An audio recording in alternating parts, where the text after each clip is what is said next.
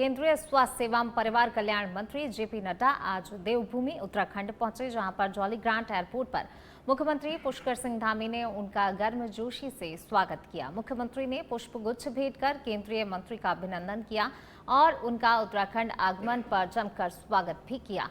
इस दौरान एयरपोर्ट पर प्रशासनिक अधिकारियों और जनप्रतिनिधियों की भी मौजूदगी देखने को मिली। केंद्रीय मंत्री के दौरे को लेकर पहले से ही प्रशासन ने आवश्यक तैयारियां पूरी कर ली थी। केंद्रीय स्वास्थ्य मंत्री जेपी नड्डा आज उत्तराखंड पहुंचे, जहां देखिए मुख्यमंत्री पुष्कर सिंह धामी ने उनकी अगवानी की, उनका जोरदार भव्य स्वागत किया। जॉली ग्रांट एयरपोर्ट पर जो है जेपी नड्डा की अगवानी करने के लिए मुख्यमंत्री और साथ ही अन्य जो नेता हैं वो पहुंचे हुए थे और जमकर गर्मजोशी से स्वागत किया गया।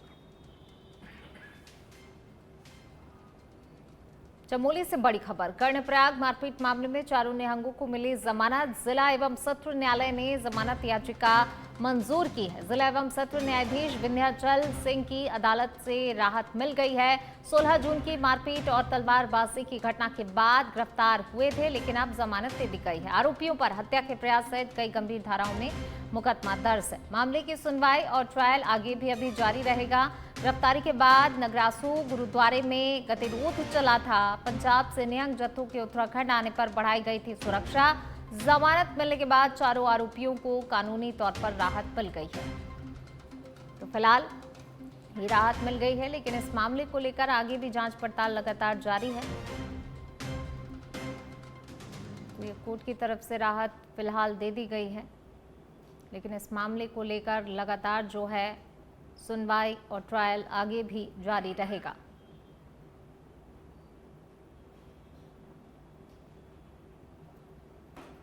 तो गिरफ्तारी के बाद नगरासू गुरुद्वारे में गतिरोध चला था। पंजाब से निहंग जत्थों के उत्तराखंड आने पर सुरक्षा व्यवस्था बढ़ाई गई थी।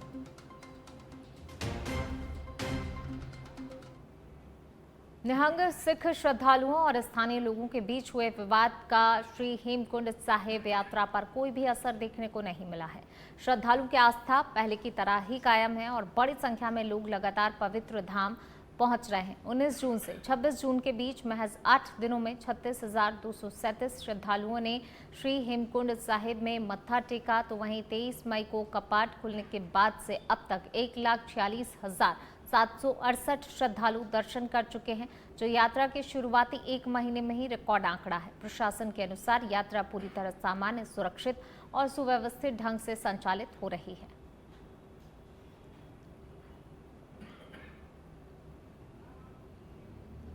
चमोली जिले के पीपलकोटी क्षेत्र में अलकनंदा नदी के तेज बहाव में फंसे एक बुजुर्ग का शव पुलिस ने जोखिम भरा रेस्क्यू अभियान चलाकर बरामद किया। सूचना मिलते ही चौकी प्रभारी लक्ष्मी प्रसाद विजालवाड़ अपनी टीम के साथ मौके पर पहुंचे, जहां शव की पहचान 85 वर्षीय रुद्र सिंह राणा निवासी ग्राम कोड़िया के रूप में हुई है। शव नदी की तेज धारा के बीच फंसा हुआ था। विषम भौगोलिक परिस्थितियों और तेज बहाव के बावजूद पुलिस टीम ने नदी में उतरकर कड़ी मशक्कत के बाद शव को सुरक्षित बाहर निकाला।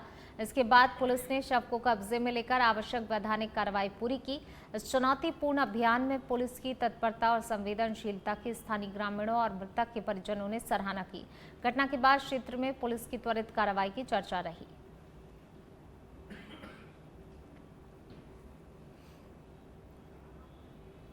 देहरादून के व्यस्त दिलाराम बाजार स्थित श्री राधा कृष्ण मंदिर से शिवलिंग पर चढ़ा चांदी का छत्र दिन दहाड़े चोरी हो गया। जी हां, ये वारदात शुक्रवार शाम करीब 4:40 पर हुई और पूरी घटना मंदिर में लगे सीसीटीवी कैमरे में कैद हो गई। फुटेज में एक युवक शिवलिंग से चांदी का छत्र उतारकर अपने कपड़ों में छिपाता और फिर आराम से मंदिर से बाहर निकलता दिखाई दे रहा है। हैरानी की बात यह है कि मंदिर से महज 400 मीटर दूरी पर कैबिनेट मंत्री गणेश जोशी का सरकारी आवास है, जबकि आसपास पुलिस की नियमित तैनाती भी रहती है। घटना की जानकारी मिलने पर मंदिर प्रबंधन ने पुलिस को इसकी सूचना दी।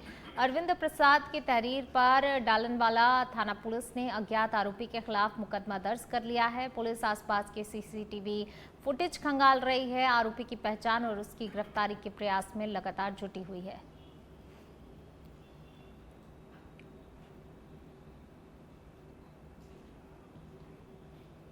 कुंभ 2027 से पहले हरिद्वार की सबसे बड़ी समस्या ट्रैफिक जाम से राहत दिलाने के लिए भारतीय राष्ट्रीय राजमार्ग प्राधिकरण की 2 अहम सड़क परियोजनाएं अंतिम चरण में पहुंच गई हैं।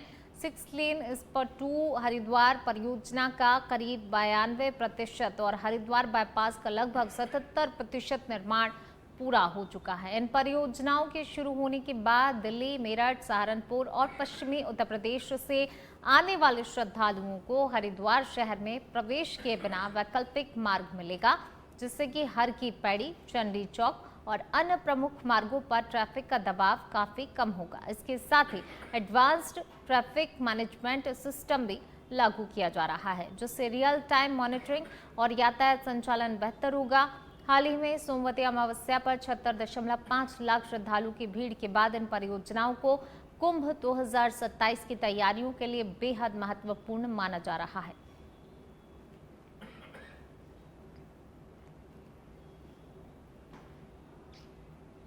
चंपावत पुलिस ने नशे के खिलाफ चलाए जा रहे अभियान के तहत एक और बड़ी कार्रवाई को अंजाम दिया है, जहां पर लोहाघाट पुलिस ने सघन चेकिंग के दौरान एक युवक को अवैध स्मैक के साथ गिरफ्तार किया है। पुलिस के अनुसार आरोपी के कब्जे से 4.36 ग्राम स्मैक बरामद की गई है, जिसकी अंतर्राष्ट्रीय बाजार में कीमत लगभग 1.5 लाख रुपए आंकी गई है। आरोपी की पहचान लोहाघाट निवासी 30 वर्षीय अशोक के रूप में हुई है।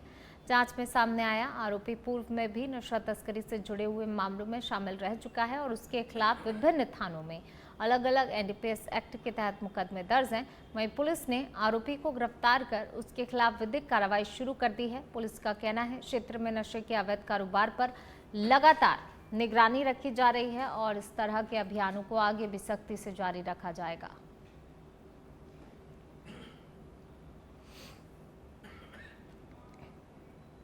चंपावत जिले के लोहाघाट स्थित कोलीढेग झील पर्यटन के क्षेत्र में नई पहचान बनाकर उभर रही है। नगर से करीब 2 किलोमीटर दूर देवगढ़ के घने जंगलों के बीच स्थित ये कृत्रिम झील गर्मी के मौसम में हजारों पर्यटकों को अपनी ओर आकर्षित कर रही है। वर्ष 2022 में लगभग 30 करोड़ रुपए की लागत से तैयार हुई इस झील में पर्यटक बोटिंग के साथ प्राकृतिक सौंदर्य और विभिन्न प्रजातियों की मछलियों का भी आनंद ले रहे हैं। वहीं उत्तराखंड के अलावा दिल्ली, उत्तर प्रदेश, पश्चिम बंगाल और विदेशों से भी बड़ी संख्या में सैलानी यहां पर पहुंच रहे हैं। जिला प्रशासन के अनुसार मुख्यमंत्री पुष्कर सिंह धामी के प्रयासों से यहां पर्यटक सुविधाओं के विस्तार, सौंदर्यकरण, रेस्टोरेंट, पारंपरिक शैली के पाथवे और लाइट शो जैसे कार्यों पर भी तेजी से काम किया जा रहा है। कोलीढेग झील अब चंपावत के पर्यटन और स्थानीय रोजगार के लिए बेहद महत्वपूर्ण केंद्र बनकर उभर रही है।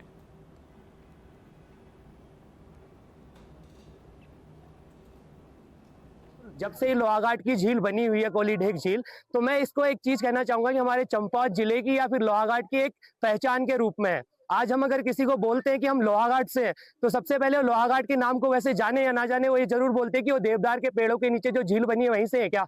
तो ये हमारी एक पहचान और एक धरोहर बनती जा रही है। तो मैं सभी से एक ही गुजारिश करूंगा कि दिल्ली में, देहरादून में काफी गर्मी पड़ रही है, अभी लोग गर्मी में बाहर नहीं निकल पा रहे हैं, लेकिन यहाँ पे बहुत सारे पर्यटक आ रहे हैं जो कहीं ना कहीं अपनी फैमिली के साथ टाइम स्पेंड कर रहे हैं, अपने दोस्तों के साथ टाइम स्पेंड कर रहे हैं। मैं और लोगों से भी गुजारिश करना चाहूंगा कि आप आइए और एक बार इस लोहाघाट की वादियों में और ये देवदार के पेड़ों के नीचे जो ये सुंदर झील बनी हुई है इसका आनंद लीजिए। मैं लास्ट में अपना नाम बताना चाहूंगा, सूरज रावत नाम है। कोलीढेग झील है, ये इंद्रावती लोहावती नदी पे इसको ये स्थापित है और यहाँ पे पहले से पर्यटन की जो है एक अपार संभावना और एक नया पर्यटन के रूप से हम लोग देखें तो एक नया क्षेत्र उभर करके आया है, जिसमें अभी देश विदेश के लोग हैं, सैलानी हैं, वो आ रहे हैं और इसमें पर्यटन के रूप से इसकी जो खासियत है, खास करके देवदार के पेड़ और इतनी हाइट पर जो नदी का बहाव है, शुद्ध पेयजल, वहाँ गोल्डन महाशीर भी है, मछली हमारी जो कि एक एंडेंजर्ड स्पीसीज है, हर जगह देखने को नहीं मिलती। और साथ ही अन्य जो हमारे यहाँ जो भारतवर्ष में पाई जाने वाली मछली की प्रजातियाँ हैं, उनको भी वहाँ पे संरक्षित और संचय किया गया है। इसको माननीय मुख्यमंत्री जी के द्वारा घोषणा करते हुए कोलीढेग के क्षेत्र को पर्यटन के रूप से इसको विकसित करने के लिए परियोजना जो है वो चलाई जा रही है। इसमें लगभग 16 करोड़ रुपए से अभी जो है इसमें योजना जो है इसका निर्माण चल रहा है। इसमें अभी प्लानिंग स्टेज पर है निर्माण, जो मैं बता रहा हूँ। और इसमें जो है पर्यटक सुविधाओं का विस्तार जो है वो किया जा रहा है, जिसमें स्वयं सहायता समूह के माध्यम से, महिलाओं के माध्यम से एक जो है रेस्टोरेंट का निर्माण किया गया है। साथ ही एक आर्च जो है हमारा एक पुल का निर्माण किया जा रहा है। मैं यहाँ 2-3 बार आ चुका हूँ, इस बार ये तीसरी बार है मेरा, बट ये बहुत सुंदर जगह है। अगर आप लोहाघाट आते हैं तो आप ये झील पे आके आनंद ले सकते हैं, बोटिंग कर सकते हैं। ये टूरिस्ट स्पॉट अभी नया धीरे-धीरे बनने जा रहा है। अगर इस पे अगर देखा जाए आगे की तरफ, तो ये फ्यूचर में बहुत अच्छा टूरिस्ट स्पॉट बन सकता है टूरिस्टों के लिए। बिकॉज़ यहाँ पे फ़ोटोज़ के व्यूज़ बहुत अच्छे आते हैं। बच्चे यहाँ लोग आनंद ले सकते हैं, अच्छी फ़ोटोग्राफ़ीज़ हो सकती है।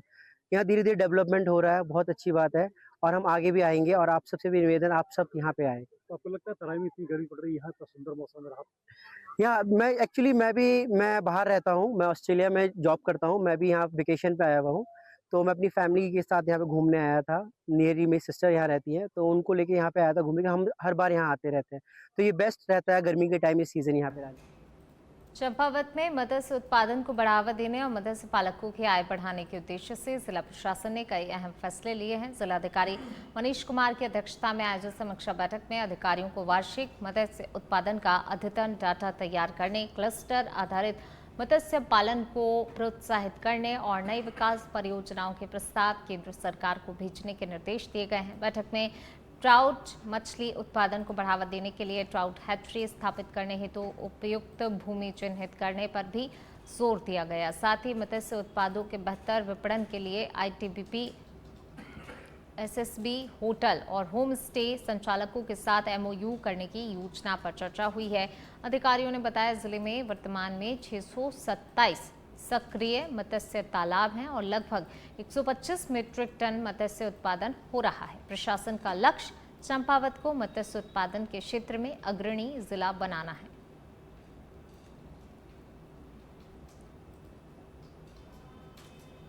मसूरी में पर्यटक सीजन के दौरान इको टैक्स बैरियर पर लगने वाले लंबे जाम से राहत दिलाने की दिशा में बड़ा फैसला लिया गया है। नगर पालिका बोर्ड ने सर्वसम्मति से कोल्हू खेत स्थित इको टैक्स बैरियर पर फास्ट टैग प्रणाली लागू करने का प्रस्ताव पारित कर दिया है। नगर पालिका अध्यक्ष मीरा सकलानी, अधिशासी अधिकारी गौरव भसीन, सभासद और शहर के गणमान्य लोगों की बैठक में इस पर सहमति बनी है। प्रस्ताव के तहत इको टैक्स बैरियर को 4 लेन विकसित किया जाएगा, जबकि दोपहिया वाहनों के लिए अलग लेन बनाई जाएगी। टिहरी, उत्तरकाशी और मसूरी के स्थानीय वाहनों को इको टैक्स से छूट देने की भी योजना है।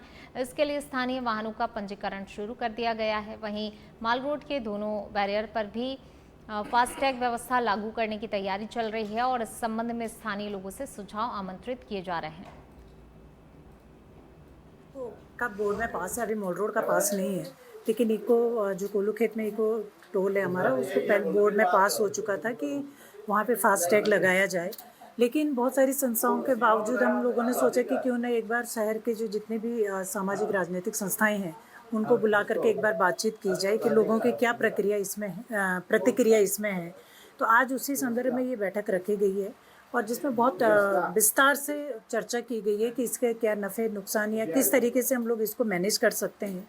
और उसमें सर्वसम्मति से उसमें स्वीकृति दी गई कि इको टैक्स फास्टैग लगना चाहिए इको पे। और जहाँ तक मॉल रोड की बात है, मॉल रोड में भी यही सारी चीज़ें, यही प्रोसेस पूरा रहेगा, लेकिन मॉल रोड में थोड़ी सिचुएशन अलग रहेगी। तो उस सिचुएशन को कैसे हैंडल किया जाए, इस पे भी आज बहुत अच्छी तरीके से विस्तृत रूप से बातचीत की जाए कि जितने भी मॉल रोड पे जो हमारी लोकल जो मसूरी शहर की जो गाड़ियाँ हैं उनका एक रजिस्ट्रेशन होना चाहिए, ताकि एक हमारे पास एक डाटा भी रहे और उनको हम फास्टैग फ्री भी कर सके मॉल रोड पे आने जाने की। ऑपरेशन प्रहार के तहत विकासनगर कोतवाली पुलिस को बड़ी सफलता हाथ लगी है। जी हां, सघन चेकिंग अभियान के दौरान भारी मात्रा में अवैध अंग्रेजी शराब बरामद करते हुए 3 आरोपियों को गिरफ्तार किया गया है। पुलिस ने शराब तस्करी में इस्तेमाल वाहन को सीज कर दिया है। एसएसपी देहरादून के निर्देशन में जनपद को नशा मुक्त बनाने के उद्देश्य से लगातार अभियान चलाया जा रहा है। इसी क्रम में कोतवाली विकासनगर पुलिस द्वारा कुल्हाल क्षेत्र में सघन चेकिंग अभियान के दौरान पावटा साहिब की ओर से आ रहे एक संदिग्ध छोटा हाथी वाहन को रोका गया। वाहन में सवार 3 लोगों से पूछताछ की गई, लेकिन वे परिवहन की जा रही सामग्री के संबंध में संतोषजनक जवाब नहीं दे पाए। तलाशी लेने पर वाहन से 120 पेटी अवैध अंग्रेजी शराब, 9 वन मेक चंडीगढ़ मार्का विस्की बरामद हुई। साथ ही करीब 35,000 रुपए नगद बरामद किए गए।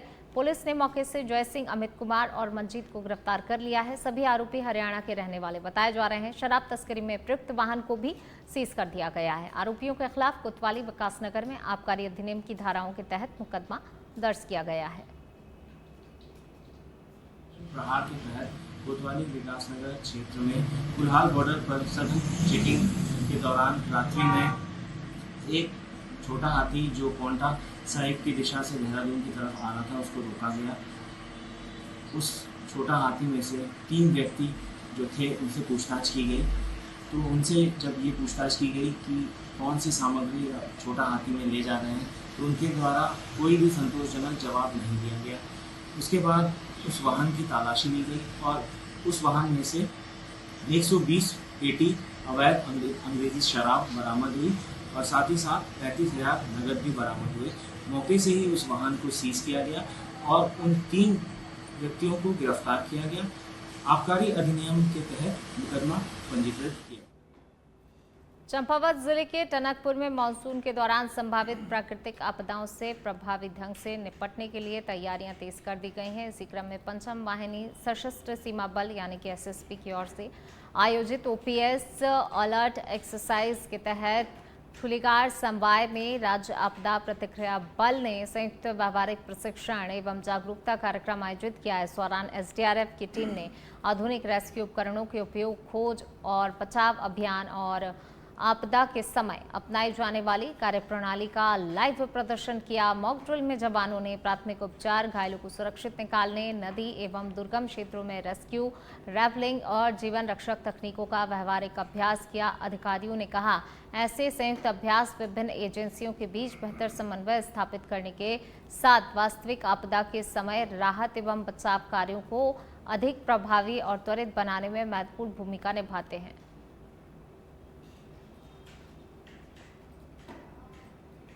चंपावत जिले को जल संरक्षण और प्राकृतिक जल स्रोतों के संरक्षण में प्रदेश का मॉडल जनपद बनाने की दिशा में जिला प्रशासन ने बड़ी पहल शुरू कर दी है। जिलाधिकारी मनीष कुमार की अध्यक्षता में जिला सभागार में आयोजित स्प्रिंग एवं रिवर पुनरुद्धार प्राधिकरण की समीक्षा बैठक में जल संरक्षण से जुड़ी विभिन्न परियोजनाओं की प्रगति की समीक्षा करते हुए अधिकारियों को तय समय में गुणवत्तापूर्ण कार्य पूरे करने के निर्देश दिए गए। बैठक में जिलाधिकारी ने कहा कि जनपद के सभी नौलों और धारों की व्यापक मैपिंग कर उनके संरक्षण और पुनर्जीवन के लिए ठोस कार्य योजना तैयार की जाए। उन्होंने सारा, वन एवं मत्स्य विभाग के बीच बेहतर समन्वय स्थापित करने, धारा नौला संरक्षण समितियों के गठन और जन भागीदारी के माध्यम से जल संरक्षण अभियान को मजबूत बनाने पर विशेष जोर दिया।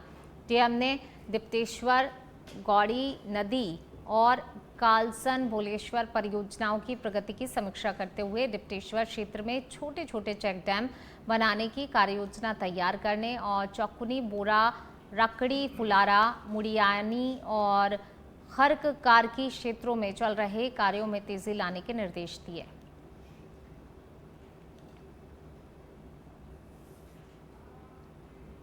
गदरपुर में लंबे समय से तैयार पड़े नवीन बस अड्डे का संचालन शुरू कराने की मांग को लेकर कांग्रेस ने पीसीसी सदस्य राजेंद्र पाल सिंह के नेतृत्व में बस अड्डा गेट पर मौन व्रत एवं धरना प्रदर्शन किया। प्रदर्शनकारियों ने राज्य सरकार पर सुविधा की अनदेखी करने का आरोप लगाया। जल्द से जल्द बस अड्डे का संचालन शुरू करने की मांग उठाई। धरने के दौरान कांग्रेस पीसीसी सदस्य राजेंद्र पाल सिंह ने कहा, करोड़ों रुपए की लागत से बना बस अड्डा पिछले 1 वर्ष से तैयार है, लेकिन अब तक उसका संचालन शुरू नहीं हो सका है, जिससे कि यात्रियों को धूप, बारिश, अन्य परेशानियों का सामना करना पड़ रहा है। उन्होंने चेतावनी दी, यदि शीघ्र बस अड्डे का संचालन शुरू नहीं किया गया तो कांग्रेस आंदोलन को और तेज करेगी।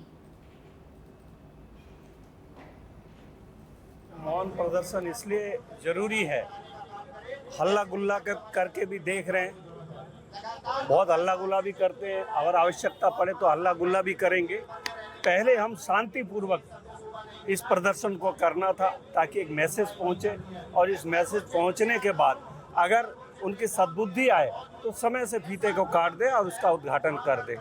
अगर नहीं करेंगे तो ये तो हल्का फुल्का कार्यक्रम है, जो भी है ये प्रदर्शन, भव्य प्रदर्शन, विराट प्रदर्शन के साथ हम लोग जो भी निर्णय होगा एक शीघ्र ही हम लोग एक प्रदर्शन करेंगे। भाजपा जो है विकास कार्य को अवरुद्ध करने के लिए जाने जाते हैं और 1 साल से ये बस अड्डा जो है बन के तैयार है।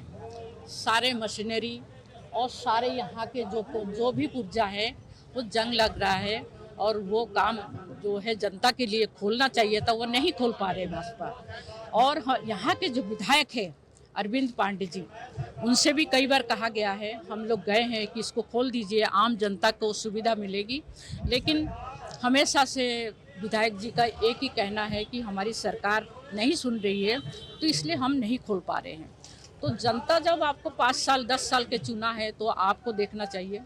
और ये आपसी गुटबाजी के लिए ये जो है हर काम रुका पड़ा है। ये गदरपुर विधानसभा में लोग परेशान हैं, चाहे आप किसान कहिए, चाहे मजदूर कहिए, महिला कहिए, सभी लोग बहुत परेशान हैं।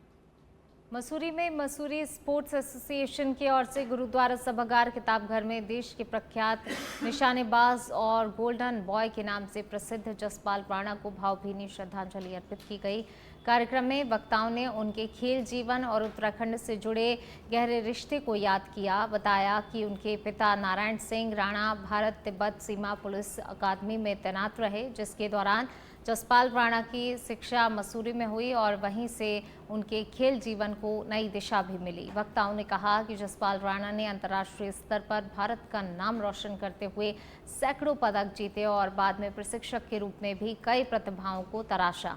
कार्यक्रम में उनके व्यक्तित्व, उपलब्धि और खेलों के प्रति उनके समर्पण को याद करते हुए उनके निधन को भारतीय खेल जगत के लिए अपूरणीय क्षति बताया तथा 2 मिनट का मौन रखकर श्रद्धांजलि अर्पित की।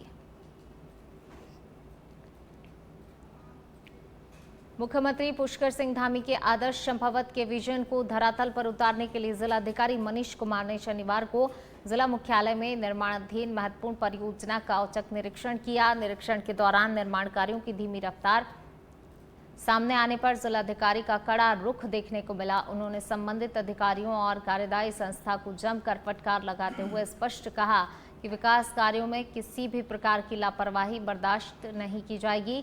जिलाधिकारी ने निर्माणाधीन सर्किट हाउस और अत्याधुनिक साइंस सेंटर का निरीक्षण भी किया। साथ ही मुख्यमंत्री घोषणा के अंतर्गत प्रस्तावित ऑडिटोरियम के लिए चिन्हित स्थल का जायजा लेकर आवश्यक कार्रवाई के निर्देश दिए। निरीक्षण के दौरान डीएम ने साइंस सेंटर में प्रस्तावित फन साइंस गैलरी, विज्ञान एवं कृषि गैलरी, एस्ट्रोनॉमी गैलरी, प्रशिक्षण हॉल, 2 मंजिला साइंस गैलरी ब्लॉक और 4 मंजिला साइंस कैंप फैसिलिटी सहित विभिन्न निर्माणाधीन संरचनाओं की प्रगति का बारीकी से निरीक्षण किया। मौके पर कार्यों की प्रगति अपेक्षा के अनुरूप नहीं मिलने पर उन्होंने गहरा असंतोष व्यक्त किया।